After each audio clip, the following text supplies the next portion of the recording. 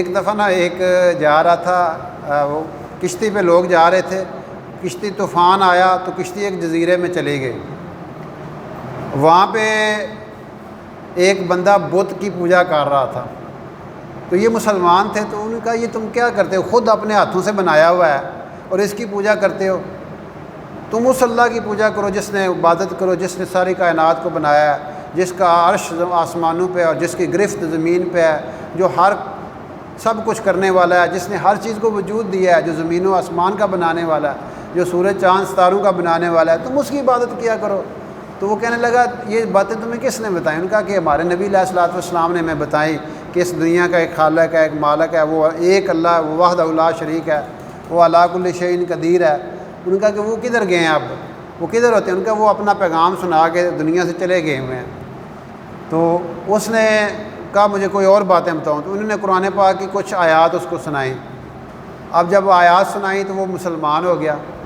اب جب مسلمان ہو گیا تو انہوں نے اس کو کچھ آیات یاد کرائیں اور اس کو اپنے ساتھ لے آئے۔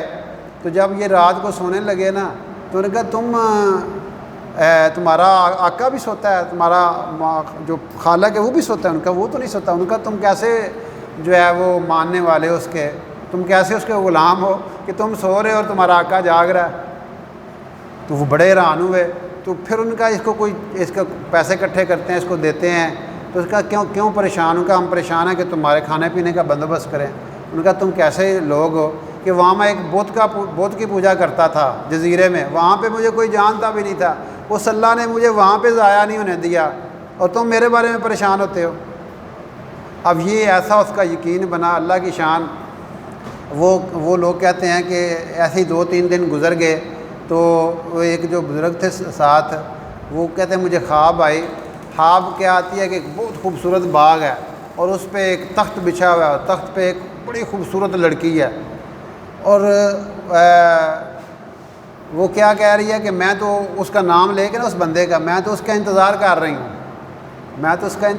رہی ہوں، اس کو جلدی میرے پاس بھیجو، میں اس کے لیے بے قرار ہو گئی ہوں۔ اب جو ہی اس کی آنکھ کھلی تو وہ فوت ہو چکا تھا، وہ بندہ فوت ہو چکا تھا۔ اب اس کو کفن دفن کیا۔ اگلی رات دوبارہ ان کو خواب آئی۔